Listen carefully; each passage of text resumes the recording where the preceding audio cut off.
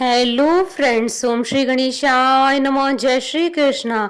आप सभी का स्वागत है आपके अपने यूट्यूब चैनल पर। फ्रेंड्स, आज हम आपको इस वीडियो में बताने जा रहे हैं वैशाख मास महात्म के 8वें अध्याय के बारे में और स्कंद पुराण के अनुसार वैशाख मास महात्म्य के प्रथम अध्याय के बारे में। फ्रेंड्स, वीडियो शुरू करने से पहले आपसे रिक्वेस्ट है, अगर आप हमारे चैनल पर नए हैं और आपने अभी तक चैनल को सब्सक्राइब नहीं किया है तो प्लीज सब्सक्राइब कीजिएगा चैनल को, साथ ही प्रेस कीजिएगा बेल आइकन को, जिससे नए वीडियो से रिलेटेड नोटिफिकेशन आपको तुरंत प्राप्त हो सके। और वीडियो पसंद आने पर वीडियो को लाइक और शेयर जरूर कीजिएगा ताकि सभी भक्तों को इस वीडियो का लाभ प्राप्त हो सके। और कमेंट बॉक्स में जय श्री कृष्ण जरूर लिखिएगा।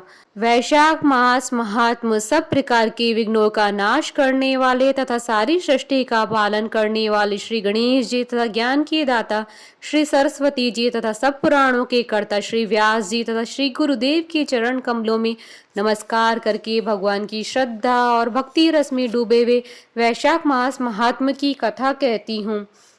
वैशाख मास महात्म स्कंद पुराण का प्रथम अध्याय प्रारंभ। वैशाख मास की श्रेष्ठता।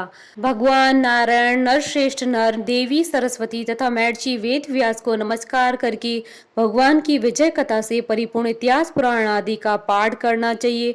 सूत जी कहते हैं, राजा अम्बरीश ने परमेष्टि ब्रह्मा के पुत्र देवर्षि नारद से पुण्यमय वैशाख मास का महात्म सुना।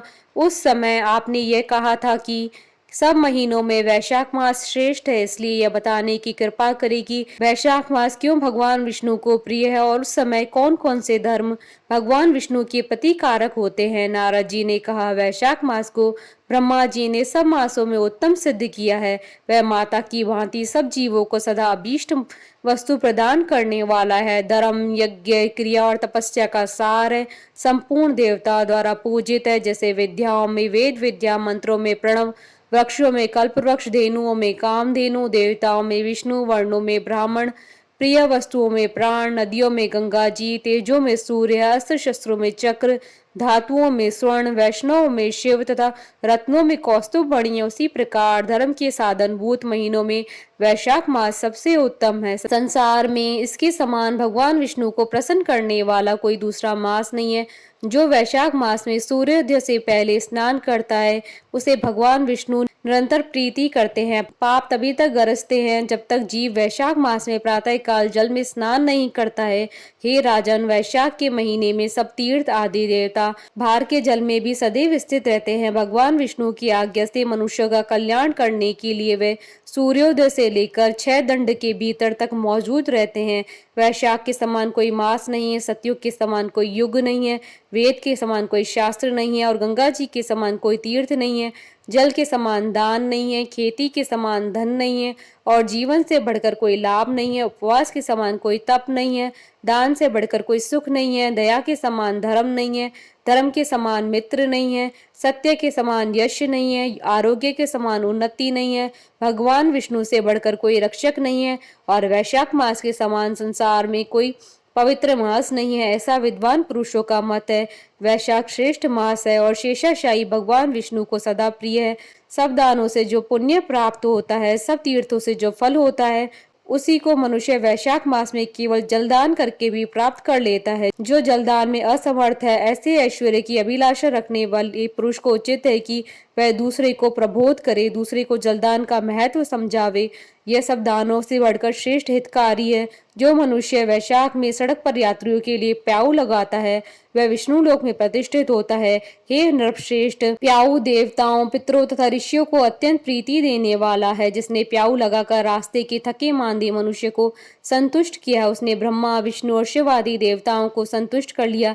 हे राजन, वैशाख मास में जल की इच्छा रखने वाले को जल, छाया चाहने वालों को छाता और पंखे की इच्छा रखने वालों को पंखा देना चाहिए। हे राजेंद्र, जो प्यास से पीड़ित महात्मा पुरुष के लिए शीतल जल प्रदान करता है वह उतने ही मात्र से ही 10,000 राजसूय यज्ञों का फल प्राप्त करता है। धूप और परिश्रम से पीड़ित ब्राह्मण को जो पंखा डुलाकर हवा करता है वह उतने ही मात्र से निष्पाप होकर भगवान का पार्षद हो जाता है।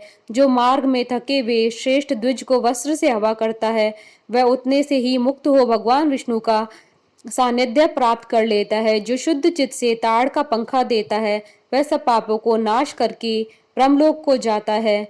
जो विष्णु प्रिय वैशाख मास में पादुका दान करता है वह यमदूतों का तिरस्कार करके विष्णु लोक में जाता है।